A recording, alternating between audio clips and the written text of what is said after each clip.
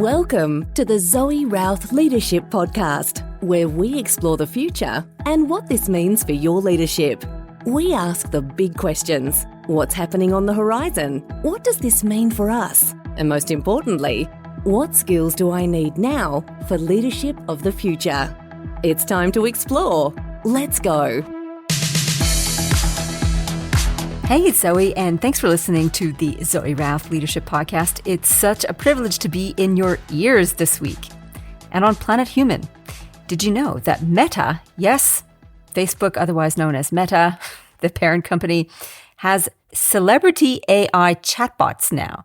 They're paying quite a fair chunk of change to get the likes of Tom Brady, Snoop Doggy, Mr. Beast, I have no idea who that is, to be honest, and Naomi Osaka. I know who Naomi is. She's a tennis player, a very good one, a Japanese tennis player. Meta is paying these celebrities lots of money so that they can create AI celebrity avatar chatbots in the Meta universe. Wow. So what does this mean? It means that you can have a virtual reality chat with one of your favorite celebrities, should you fancy chatting to Snoop Dogg, etc. And so what, you might be asking? Well, it so happens that I wrote about this trend in a number of my fiction books. One of them is Terra Blanca Insurrection. I called them Doppelbots. This is the combination of artificial intelligence, such as an AI chatbot, inside an actual robot that is a replicant, if you like, a replica of the human being. Largely, the book, it was about dead celebrities, so you could bring them back to life and have them still be useful and interactive in the real world. And they show up again in the sequel. Yes, that's a little bit of news from Planet Zoe, is that the sequel to Olympus Bound is coming soon.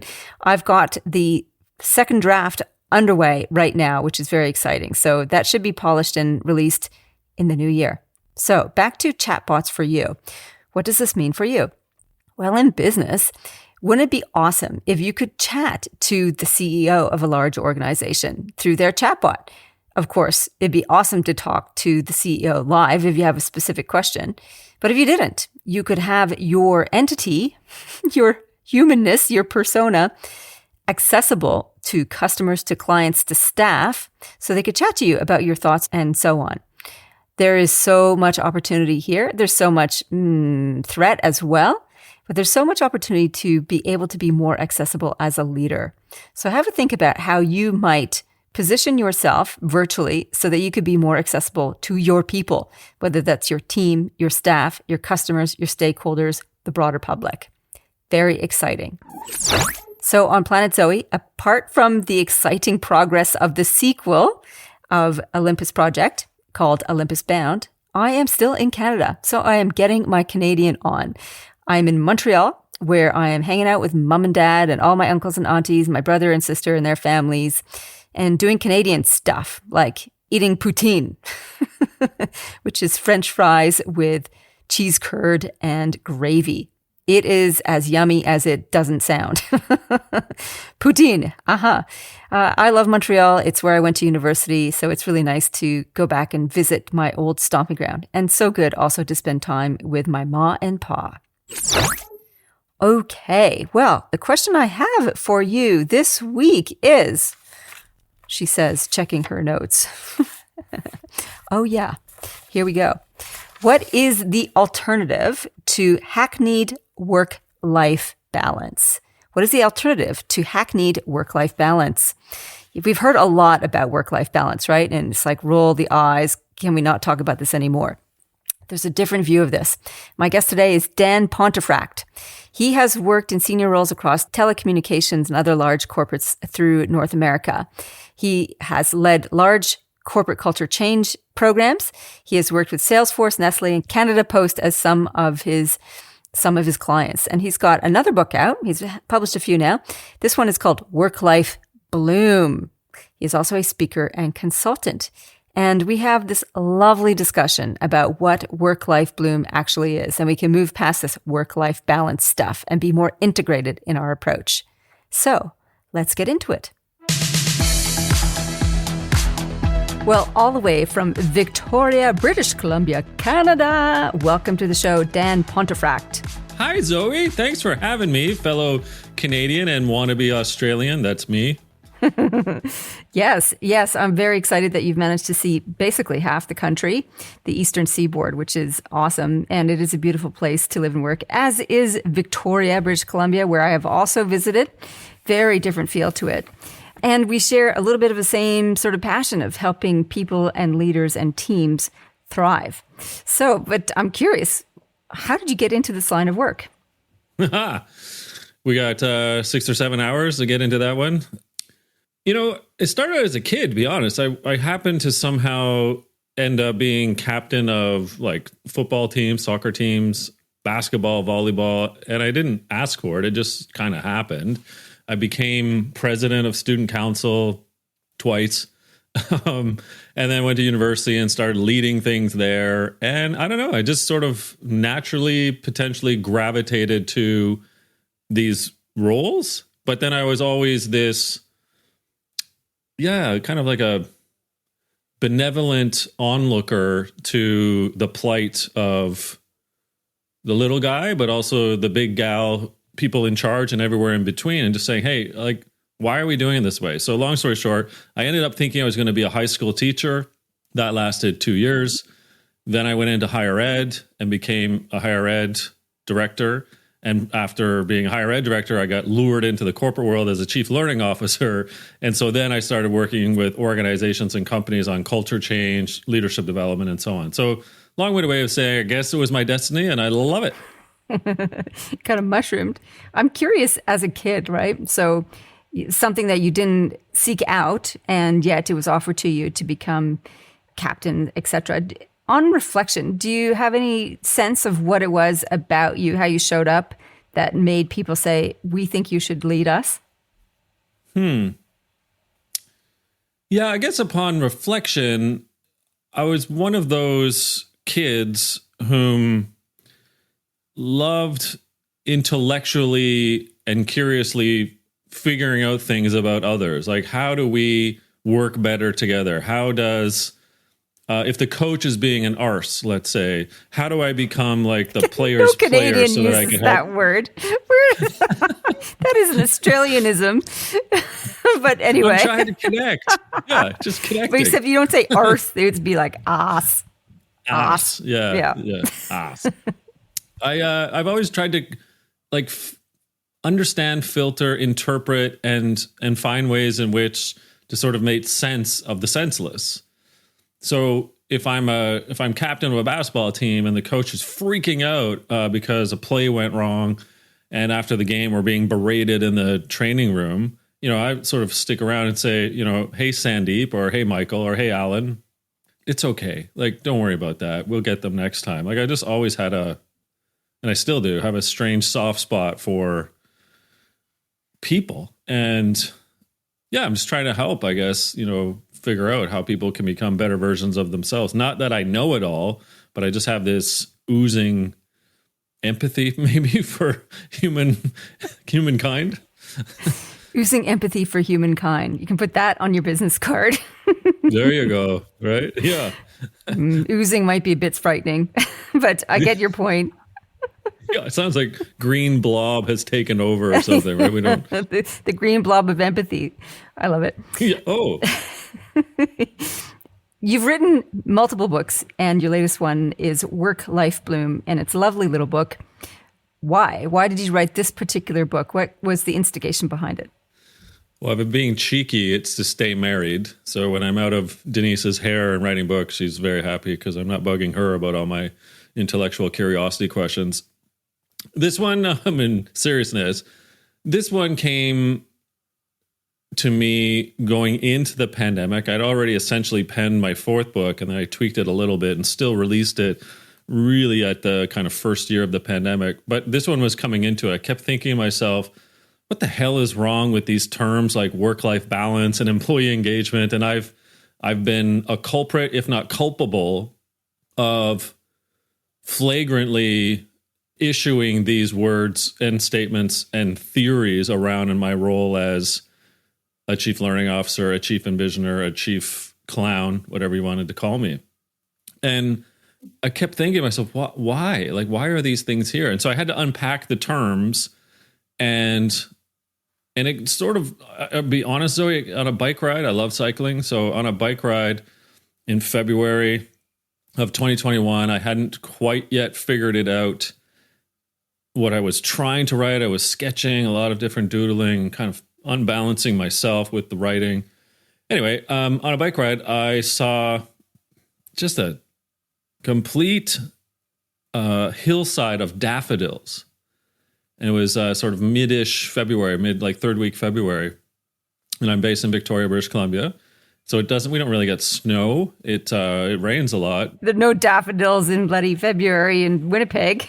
That's for sure. No, but in Victoria, you'll get them. And it just sort of hit me. I was like, oh my gosh, look at these things. There's like literally hundreds of them on this hillside. And I'm staring at them thinking, gosh, they're blooming early. I said that in my head. It's like, oh, they're blooming early. And then I thought, blooming?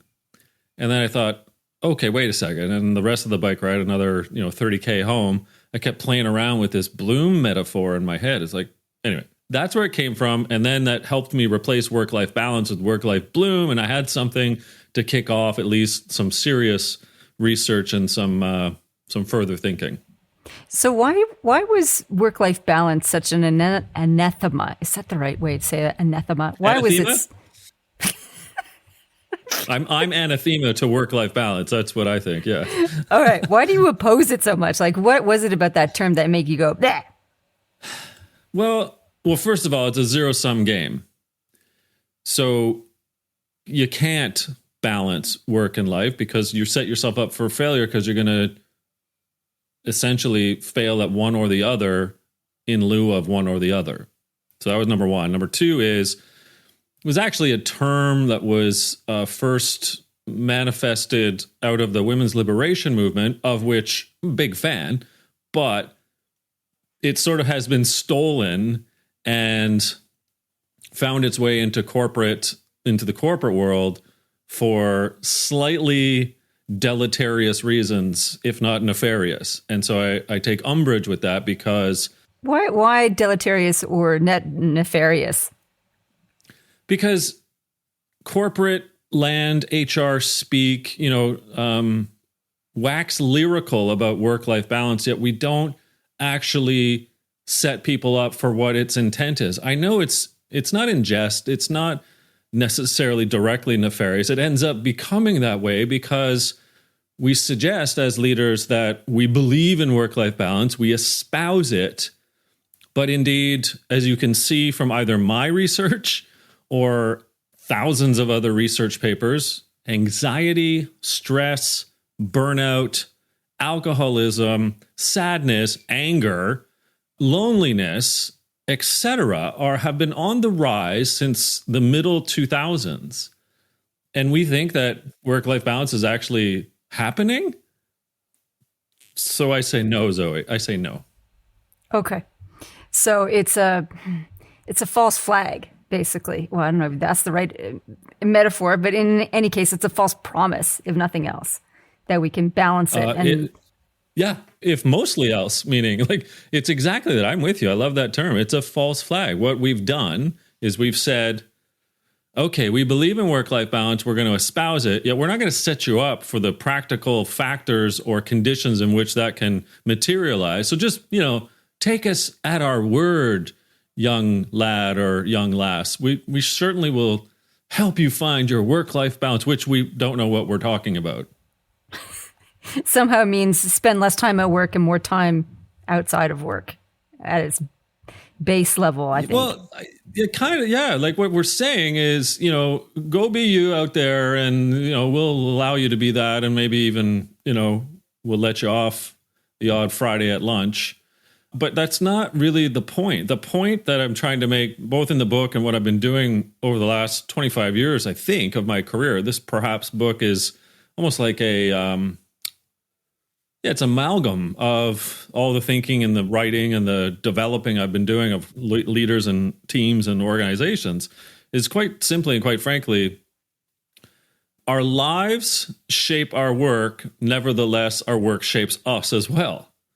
And his point is that if leaders stick their heads in the sand and don't take into consideration the fact that I have 3 kids, I have a mortgage payment, I have questions about agency and my wellness and my relationships and my skills. These are all life factors that can find their way into the workplace.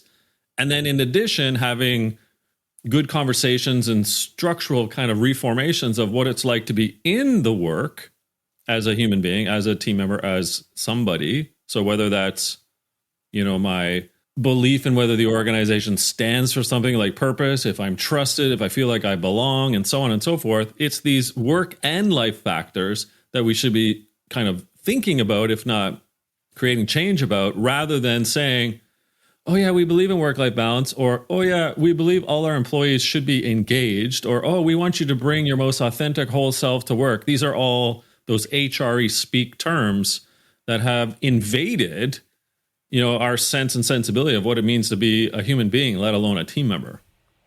Yeah, my friend Stacey Barr would call those HR speak words weasel words. They sound good on the surface, but they're quite hollow and empty when we scratch away at them. And weasel word. I like that you're throwing, weasel, because I didn't know this before, but weasel sneak into birds' nests and they poke a hole in an egg and suck out the juice and leave the shell. So the bird comes back and thinks it's, I know, gross. But anyway, they think it's a good egg and they sit on the egg hoping to hatch it out. And weasel words are like that, an empty shell of an egg with no real middle. That is nothing substantial to them.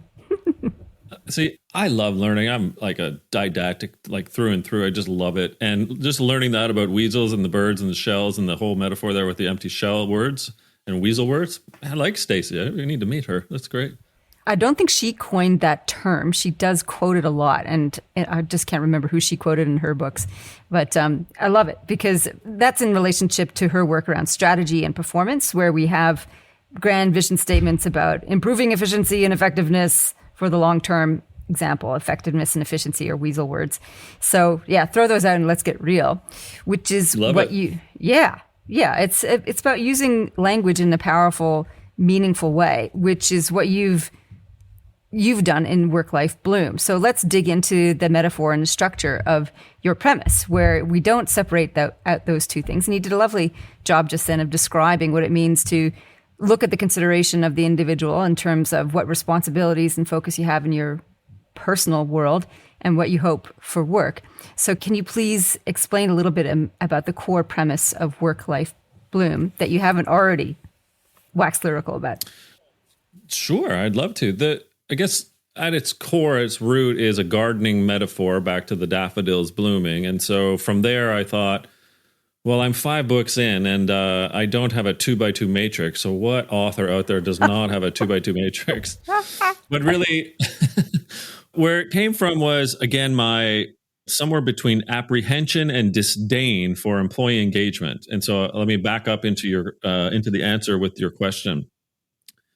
Whether it's Gallup or Hayes, Aon Hewitt, Great Place to Work, whatever, we've been measuring engagement essentially in different ways as the employee, as the team member, motivated to stay? Are they motivated to say good things about the organization? Do they strive to go above and beyond the call of duty? And so on and so forth. So there's this, again, different sense, but amalgam of questions that then get correlated into a number, and you are maybe highly engaged, slightly engaged, not engaged, chronically disengaged, setting the building on fire. And my point is, Zoe, that's wrong, because then what the executives turn to is we've only got 48% of our people engaged. Okay, what does that mean? Well, they're going to send a tiger team out and we're going to now try and get our engagement scores up to 50%. Great. What does that mean? And so employee engagement is a reflection in time about how you are feeling. And what we don't do in employee engagement well enough, some do it slightly, but certainly not well enough, is to ask the questions about work and life.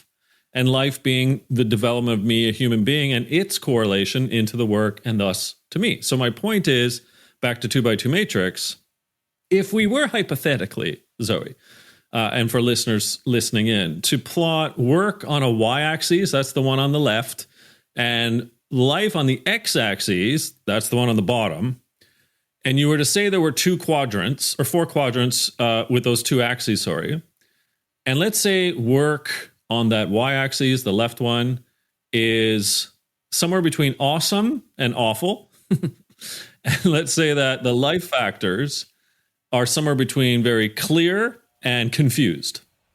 Why? Can I just explore that a little bit? So why not have awesome and awful as the both parameters for each of the axes? Why did you pick confused and clarity for the life factors?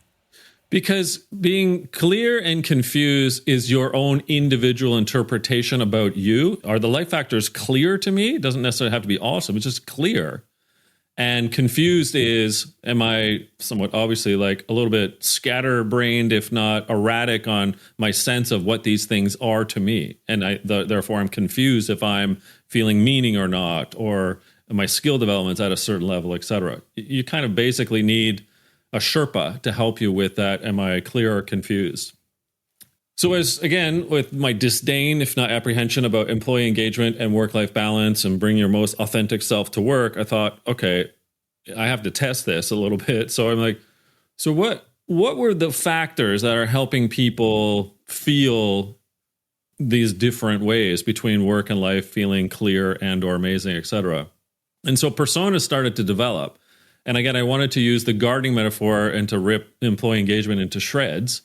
And so if work is going well, i.e. awesome, and life or your life factors are clear, I argue that you're blooming. So you're in a bloom state. Your persona, at least in that, moment of time of reflection, is like, yeah, I'm blooming. I think work's great, and I think my life is pretty clear.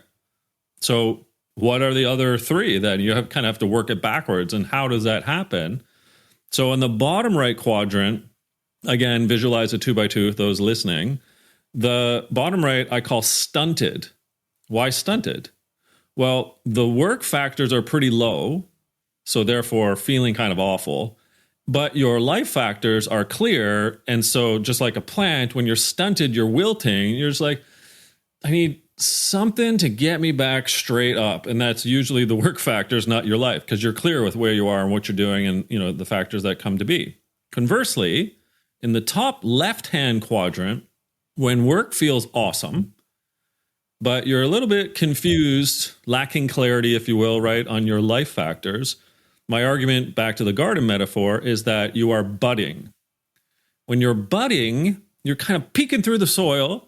You've got the roots, but you're just like, you need a little bit more nutrient, maybe a little bit more sunlight, maybe a little chlorophyll, maybe something, right? Some tending to that allows your life factors to get you potentially back up to blooming, if not to blooming for the first time. And then, of course, when things aren't going well, both on the work and the life side, then you're what I call in renewal. That's not negative. None of this is negative, by the way. It sounds negative to some, perhaps.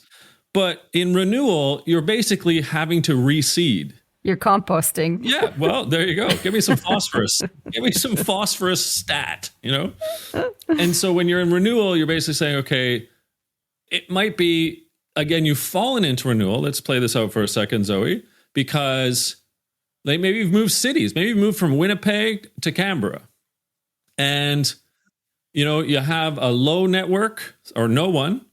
You're not really sure about the skill sets that you have. And maybe you've kind of said, oh my God, what am I doing here? My whole self-worth fell off a cliff.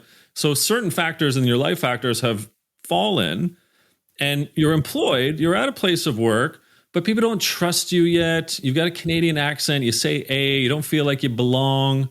And, you're not necessarily feeling a sense of purpose where you work. So maybe they fell down too. So you made this big move from Winnipeg to Canberra. You're saying A lot and saying a boot. And you're just like, what am I doing here? Like, you're in renewal. But that's okay because, again, we can find ways in which to get you back up to either stunted, budding, or blooming. Okay, I got it. Lovely. So we've got like a little map of where we can position ourselves, and that leads us into what do we do about it? And I think that's what the book delivers on. Is like, okay, position yourself on your 2x2, and then how do we clean that up? So where do you want to start? The life bloom factors. What helps people bloom in their life or get clarity in their life?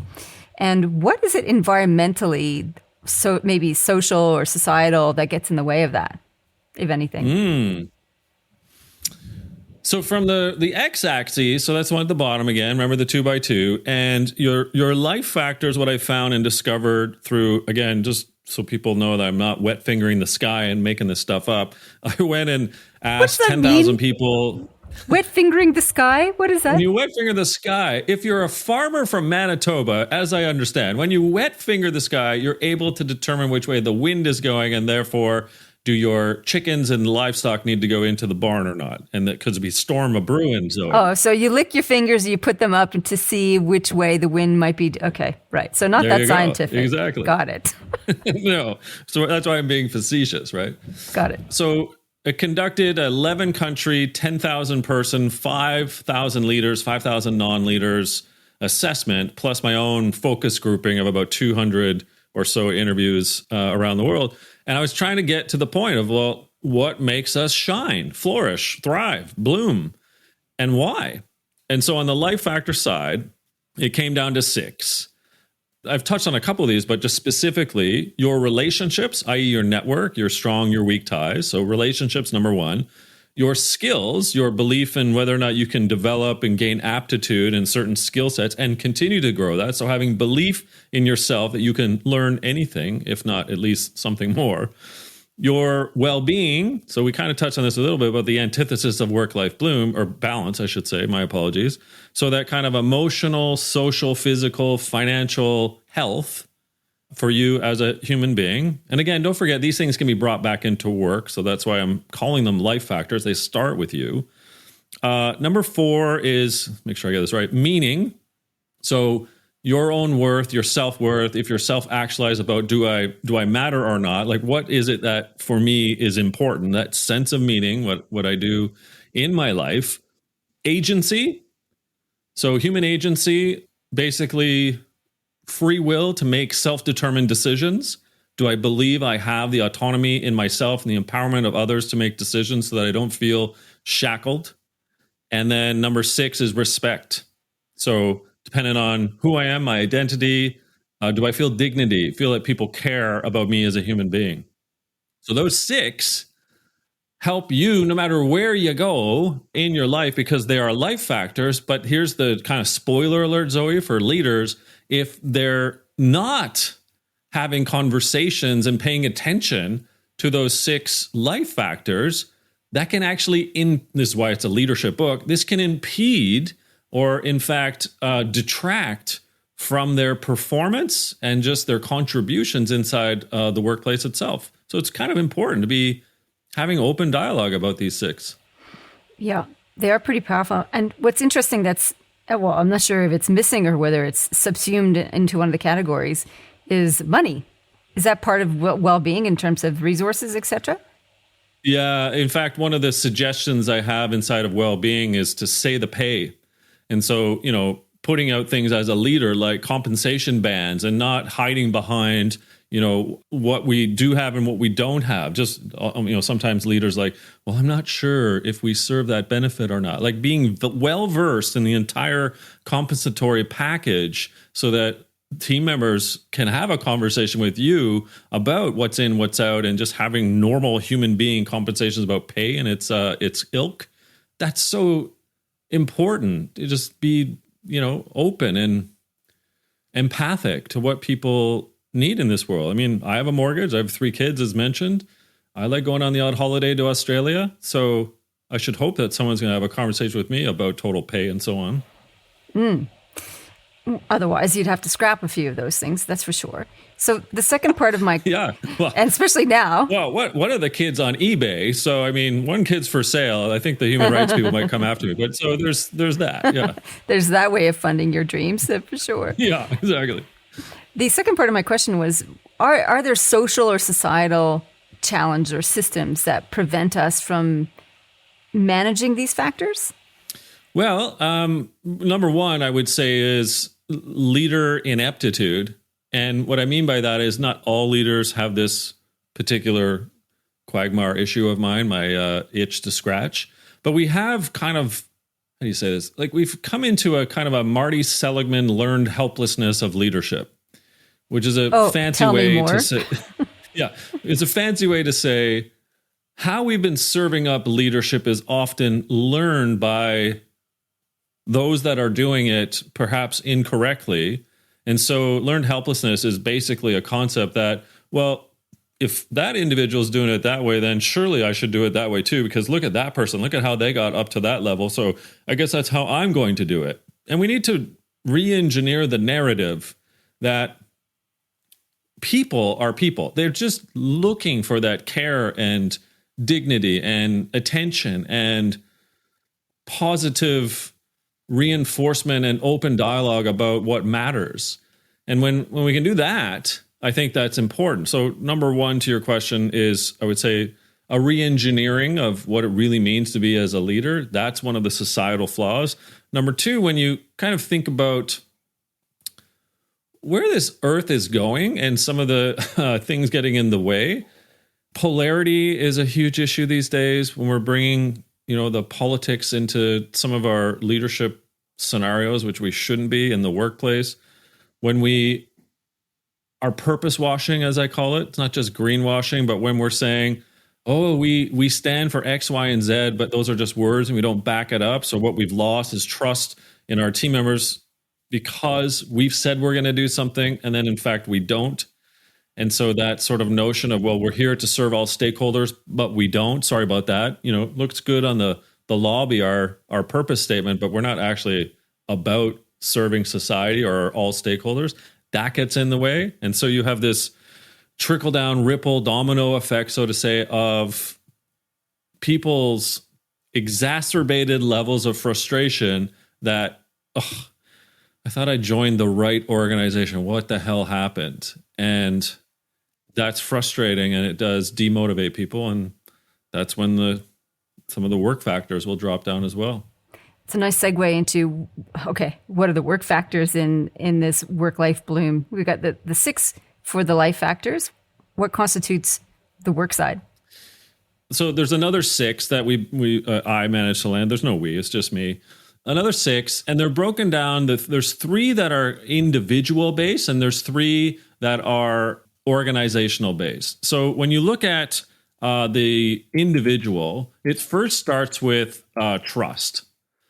And trust is kind of table stakes these days for people to feel that there are advocates or there's advocacy ultimately of individuals doing their job when the leader is maybe not in the room and the leader says, hey, when that employee is not in the room, that they can actually, someone's going to advocate for them, I guess is the point. So trust. Is there advocacy? Number 2 is belonging. So belonging essentially comes down to 3 things, as I've discovered. When people in the workplace feel understood, represented, and safe.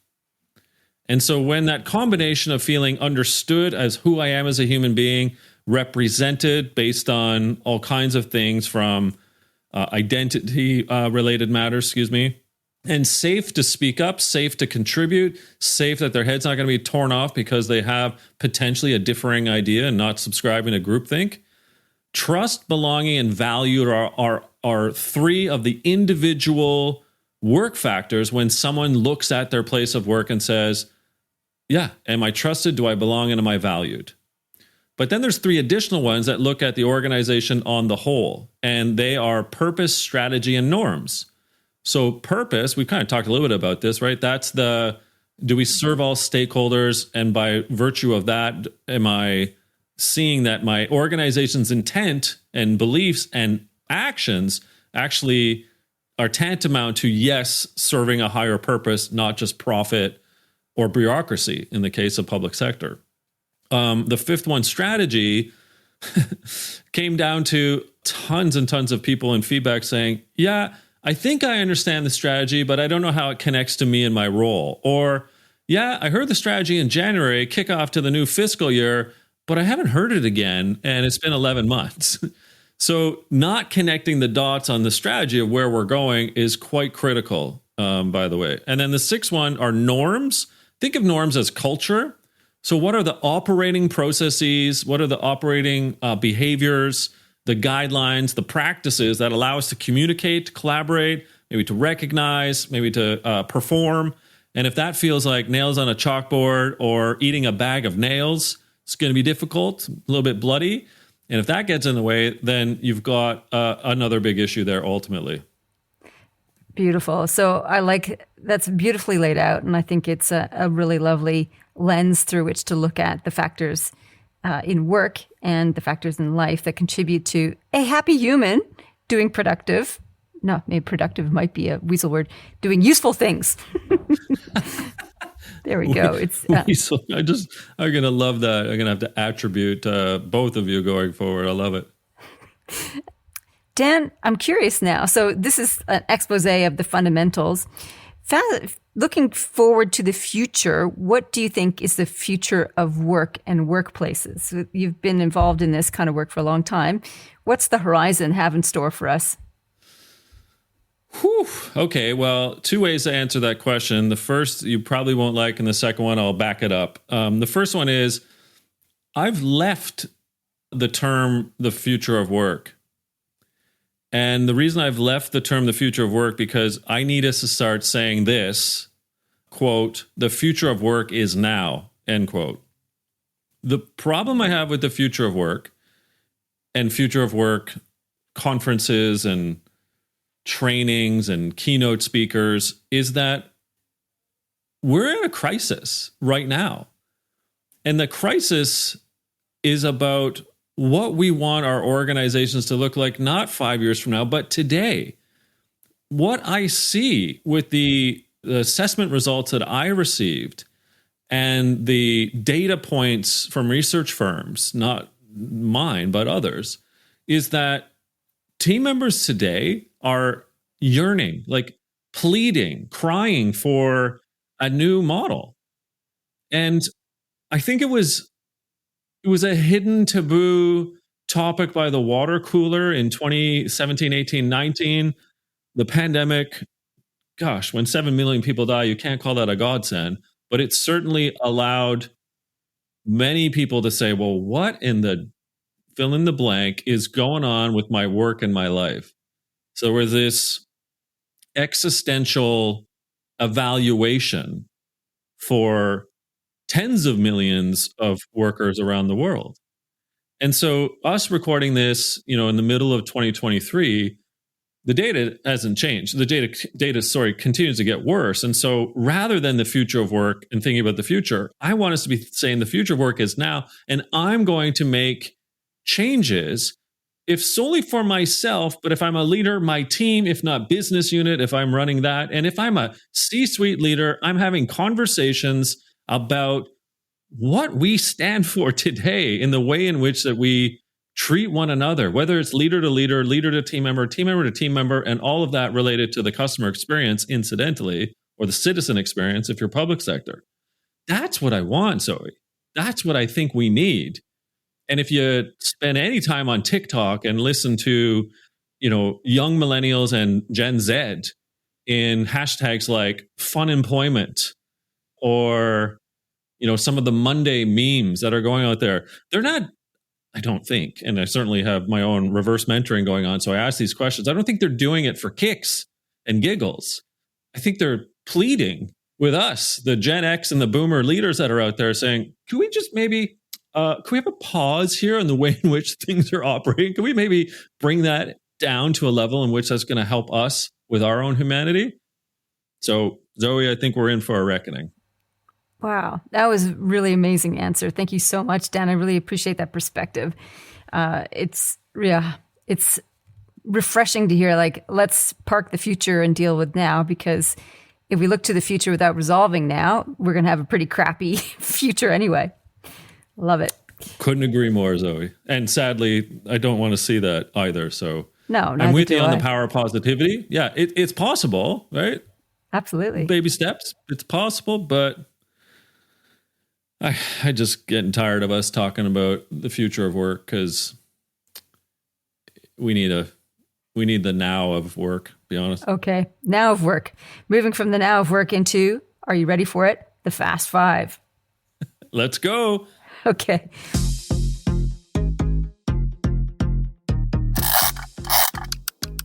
Here we're talking about future again. What is the future technology you most want right now?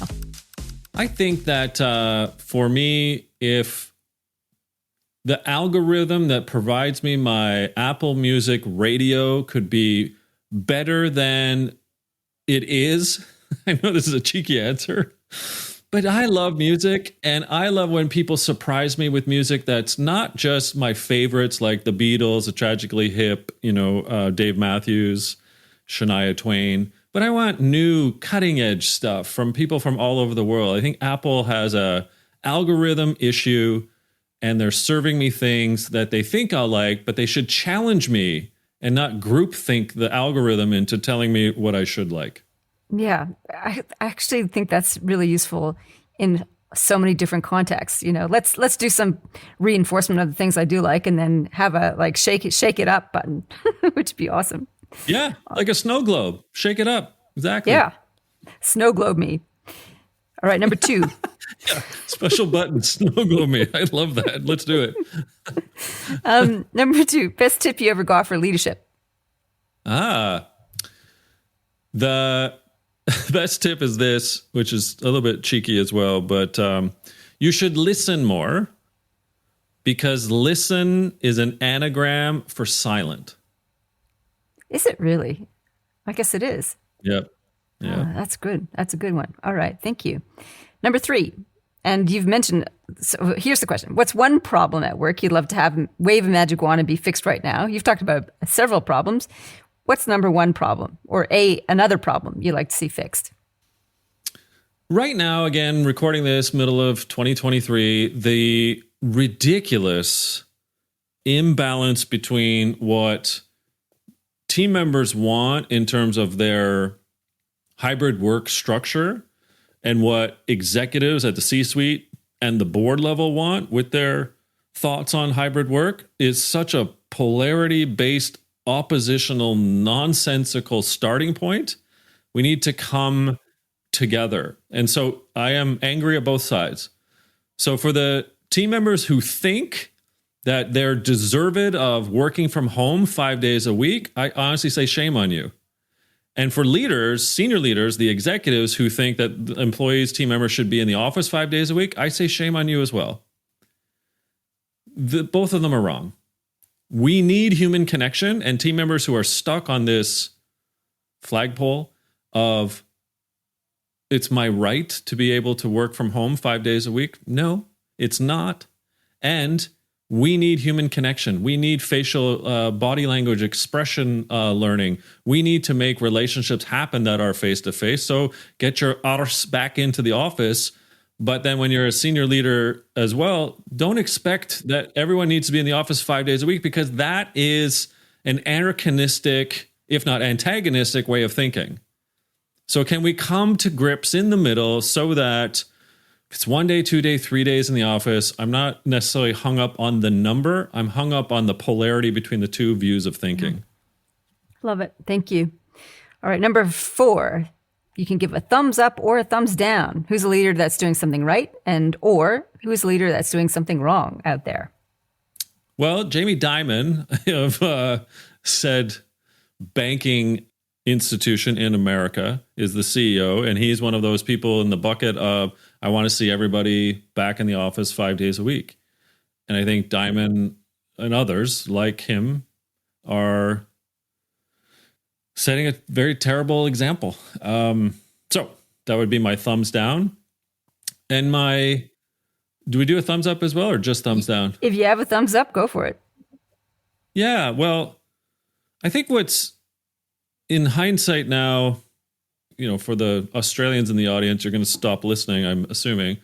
But I think what we need to do is better appreciate what former Prime Minister Ardern did in New Zealand. And this isn't about politics. It's not about the politics. It's about the way she carried herself as a arguably very empathic leader.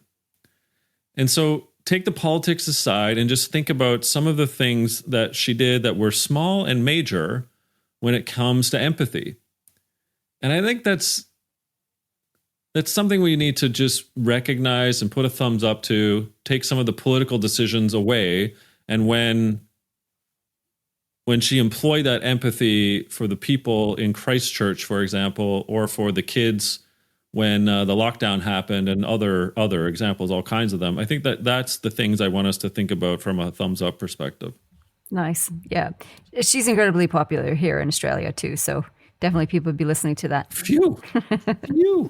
Number 5, what is your favorite leadership book or podcast? Aside from this one, of course. Of course, Zoe.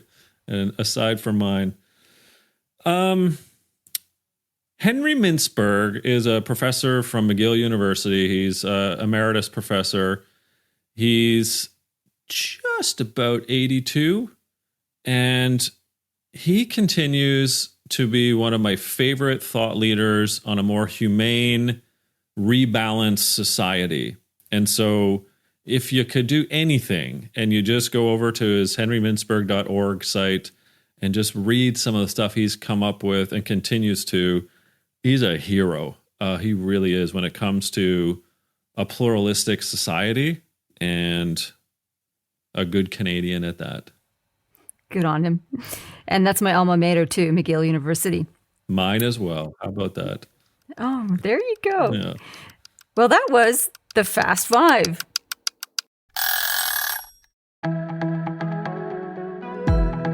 The Zoe Routh Leadership Podcast is proudly sponsored by the Amplifiers Academy. It is an online self-paced leadership development program that you can join at any time and progress at your pace.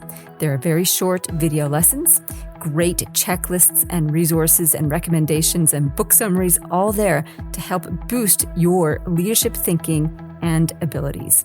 We focus on leading strategy, leading culture, leading change, and leading performance. So if you want a go-to resource that can help boost your strategic abilities immediately, check us out, Amplifiers Academy, on the zoerouth.com website. See you there. Dan, this has been extraordinary. Thank you so much. Where can people find out more about you and your books and your work?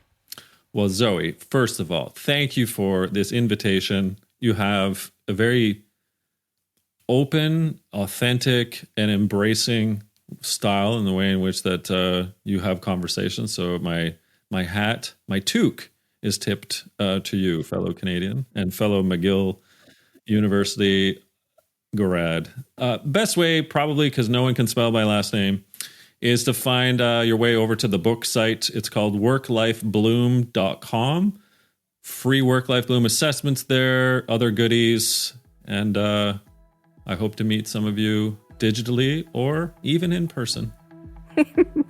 Well, maybe on one of your trips down to Australia in the future. Can't wait. Thank you so much, Dan. I had a great laugh as well as some great insight as well. That was awesome. Fantastic, Zoe, and thank you again for the invite. I had so much fun recording that interview with Dan. I just laughed so much. Very fun. Lots and lots of fun. So the key takeaway and take action from this week's episode for me is basically do an audit of life and work factors and see how you're going. You can hop on over to Dan's site, Work Life Bloom, and do a free assessment there. But I think that's a really good starting place. You know, how well are you doing in those Work Life Bloom factors? Yeah, that's my takeaway. Take action. Tip of the week. This comes from The Olympus Project, my first near-future sci-fi novel. And at the beginning of each chapter, I do a little quote from one of the characters. And this one I thought was particularly apt. And it's by Maya Garcia, who is the co-founder of Gaia Enterprises, the organization that heads up putting a tender in place to build the first community on the moon. And this is from her Terra Blanca journals. I've always believed that creating conditions to cause human development is not manipulation, it's optimization. When you give people a chance to rise to the occasion, they often do. But after Terra Blanca, I'm not sure that's always the case. Humans are complex creatures. So it's a cautionary warning. That's a tautology. It's a caution about can we optimize things for humans? And certainly my second novel, Terra Blanca, which is actually a prequel to the Olympus Project, goes through what are the conditions that caused human flourishing to fall in a heap. So I hope you enjoy both those books, The Olympus Project and its prequel, Terra Blanca. The sequel will be coming out very shortly, which is very exciting. That's Olympus Bound, the sequel to The Olympus Project.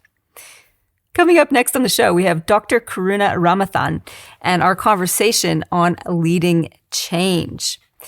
All right. So in the meantime, I'd love to hear where you're listening in from. Shout out to Tim Ford, who sent me a text about where he was listening to the show. He was listening to an interview with another Canadian. He said, I'm flying from New York to Canada. And I just wanted to say it's very apropos that I'm listening to an interview with a Canadian and by a Canadian. So I love hearing from leaders and listeners. It makes this more of a conversation when I hear what you're taking away from the episodes. If you have recommendations for the show, I'd love to take that too. Just email me, zoe@zoerouth.com. In the meantime, live well, lead well. You've been listening to the Zoe Routh Leadership Podcast. To find out more about leadership of the future or to contact Zoe, go to zoerouth.com.